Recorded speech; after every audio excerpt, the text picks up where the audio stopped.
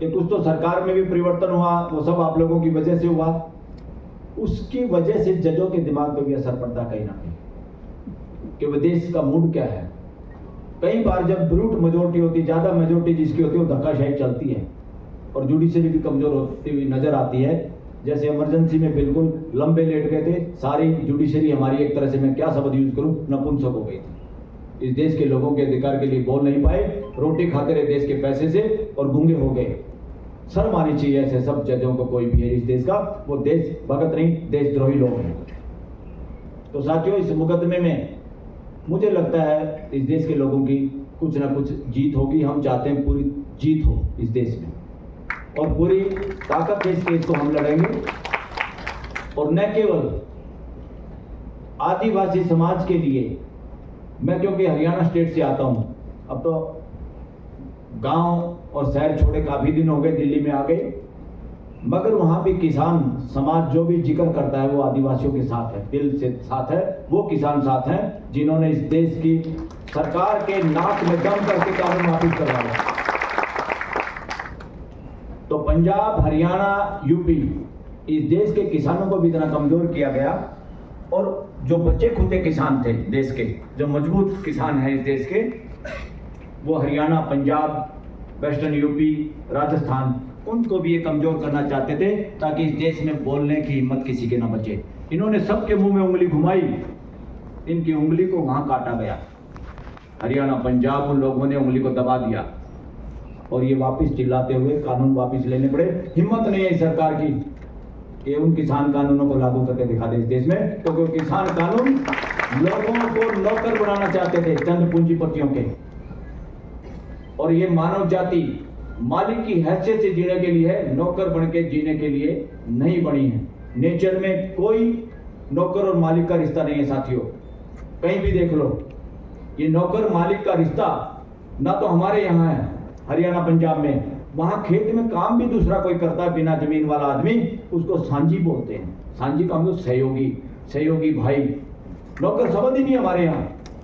देखिए कमाल, आपकी तरह से हमारा जीवन शैली रही और उसी तरह की मानसिकता, उसी तरह की सोच। ये नौकर और मालिक का रिश्ता कहां से आया है? ये व्यापारी लोगों से आया है, ये अंग्रेजों से भी आया है। और इस देश में राजे महाराजे बने, राजा और नौकर। अस्तित्व में कोई राजा नहीं, कोई नौकर नहीं। कहीं हो तो दिखाइए। जंगल में भी शेर जंगल का राजा, ये कहानियां भी नहीं लोगों ने घड़ी जो राजा बनना चाहते हैं। वरना शेर के तो इलाज बहुत सारे जानवर करते रहते हैं, रोज वीडियो देखते हैं हम। हमेशा शेर की जीत थोड़ा होती है। तो अस्तित्व में कोई मालिक नहीं, कोई नौकर नहीं, अस्तित्व में कोई राजा नहीं, कोई प्रजा नहीं, अस्तित्व में सब साथी सहयोगी हैं। साथियों, हम इस अस्तित्व के सहयात्री हैं, बराती हैं। ये बारात लगातार चलती रहती है, जैसे पानी का साइकिल है, ऐसे मानव जाति का भी साइकिल है। हम धरती पे आए किसी माँ बाप की वजह से, हम कोई प्रोग्राम तो नहीं बना के आए। कोई आप में से कोई प्रोग्राम बना के आया तो बता दो मेरे को, तो अभी तक कोई मिला नहीं जो ये कह सके कि हाँ मैं प्रोग्राम बना के धरती पे आया हूं। हमारी वजह से कोई अगली जनरेशन आ जाएगी। That is compulsion of natural law. तो साथियों, पूरी डिग्निटी से जीना, हमारा संविधान कहता है हर नागरिक डिग्निटी से जी पाए इस देश में। ये जिम्मेदारी है संविधान की, और संविधान उसको लागू करने की जिम्मेदारी सरकारों की। वो बदमाशी करें तो सुप्रीम कोर्ट और हाई कोर्ट की। तो सुप्रीम कोर्ट और हाई कोर्ट में भी बदलाव की बहुत जरूरत है। आदिवासी समाज का तो कोई जज नहीं पहुंचा आज तक सुप्रीम कोर्ट में। ये लानत है इस देश पे।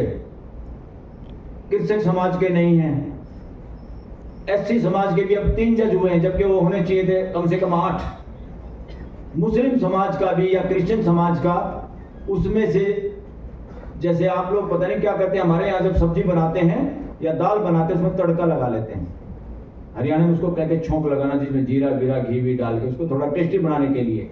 तो ये लोग जुडिशरी में भी समाज का मुंह बंद करने के लिए एक आध क्रिश्चियन को, एक आध मुस्लिम को जज बना देते हैं, जो इनको लगता है चुपचाप रहेगा, जैसे हम आदेश देंगे, जिस तरह से हम चाहते हैं इस तरह करता रहेगा। अभी तक तो ये देश गुलामी के दौर से गुजर रहा है संविधान के बावजूद भी। ये जब तभी जागेगा जब आप जागोगे। किसी के भरोसे बैठने की जरूरत नहीं है कि कोई एक मसीहा आएगा वही दुनिया को बचाएगा। इस मानसिकता ने इस देश की दुनिया को, मानव जाति को गुलाम बनाया हमेशा। हम ही तो हैं वो मसीहा, हम सब लोग, हम सबको अपनी ड्यूटी करनी है, मिलकर ड्यूटी करनी है।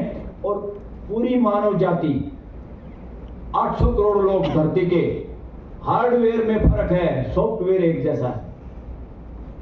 जैसे शकल सूरत, कद काठी, ये मौसम जैसा वहां रहने की वजह से मैं भी आ जाऊं, मेरे बच्चे 2 पीढ़ी के बाद अगर मैं यहां रहने लग जाऊं बस्तर में, गढ़चिरौली में, ऐसे ही हो जाएंगे। तो हार्डवेयर में फर्क है, पूरी मानव जाति एक है, उपजातियां अनेक हैं, संप्रदाय अनेक हैं, मानव जाति पूरी एक है। सॉफ्टवेयर क्या मतलब?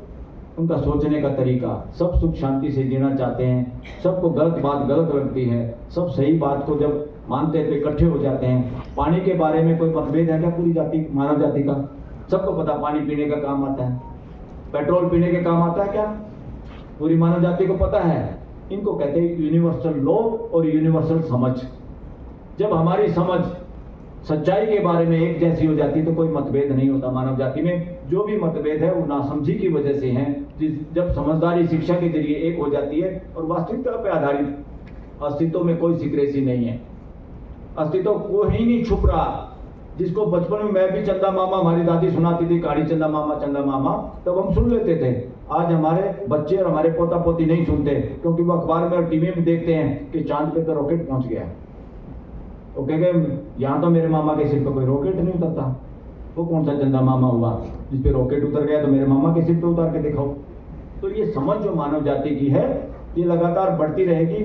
कोई भेद नहीं है, कोई रहस्य नहीं है। अस्तित्व को कोई लाल पीले सफेद कपड़े वाले समझेंगे, ऐसा कुछ नहीं है। हम सब उसको समझ सकते हैं। कॉलेज में जाने वाला समझेगा, ऐसा भी नहीं है। न्यूटन तो भगोड़ा था स्कूल का, आइंस्टीन भी भगोड़ा था।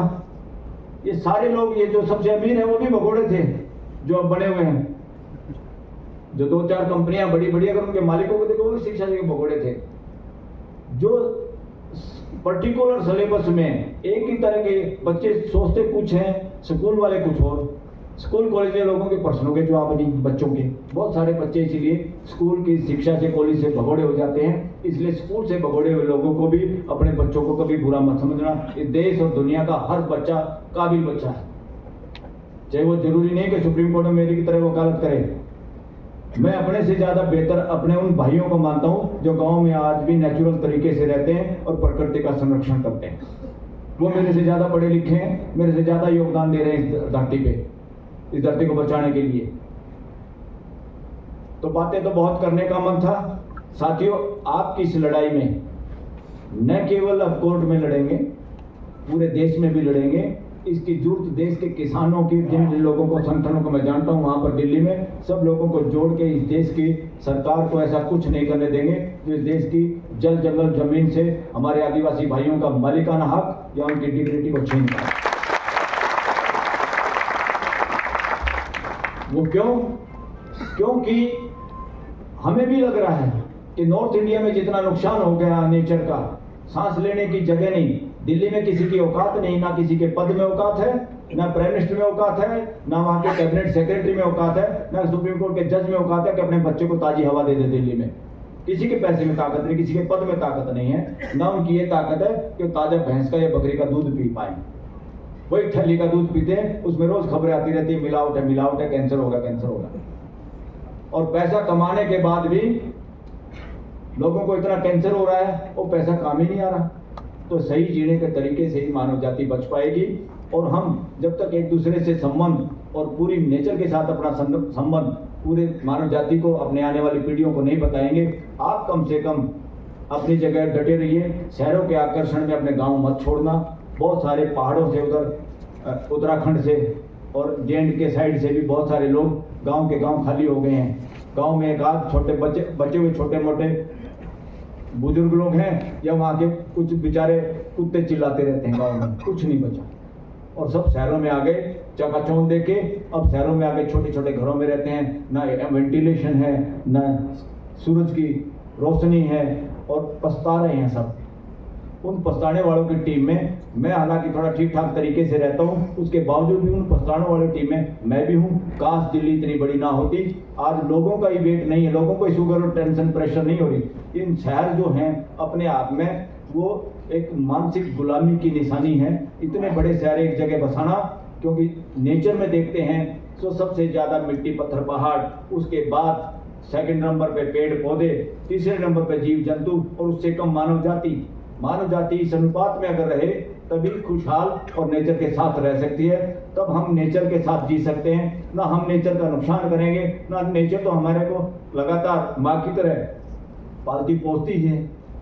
तो आप लोग इस देश में वो काम कर रहे हैं, उस तरह से रह रहे हैं, आप लोगों से पूरा देश सीखेगा कि जीना कैसे है। और जब जंगल जमीन के लिए जो कोयला निकालने से जंगल नष्ट होते हैं, नीचे मिनरल निकालने से जंगल नष्ट होते हैं, और जंगलों के नष्ट होने से ऋतु परिवर्तन और वातावरण में असंतुलन पैदा होता है, जिसकी वजह से बहुत सारा नुकसान है। फ्यूचर में भूकंप भी जो देश में आएंगे, इसी तरह खनन चलता रहा और तेल निकलता रहा तो फ्यूचर में ऐसे भूकंप आएंगे जो बिल्डिंगें बना रखी है लोगों ने कि बहुत सरिया डाला हुआ है, ये कोई काम नहीं आएगा, बल्कि उनके नीचे दब के आदमी भागने लायक भी नहीं बचेगा। आपके यहाँ तो झुपड़ियों में से निकल के हम भागते हैं, गाँव में से भाग जाते थे हम कच्चे मकानों से। ऐसा हाल होना है बहुत जल्द, आप देखेंगे। अगर आप और ये देश आप लोगों पे गर्व करेगा कि इस देश के आदिवासी भाई बहन और समाज अड़ा रहा और हम उनको गलत समझते रहे, और आखिरकार उन्हीं की वजह से हमने जीना सीखा और हमारी भी जान बची। यही बात कह के मैं आप लोगों से विदाई लेना चाहूँगा।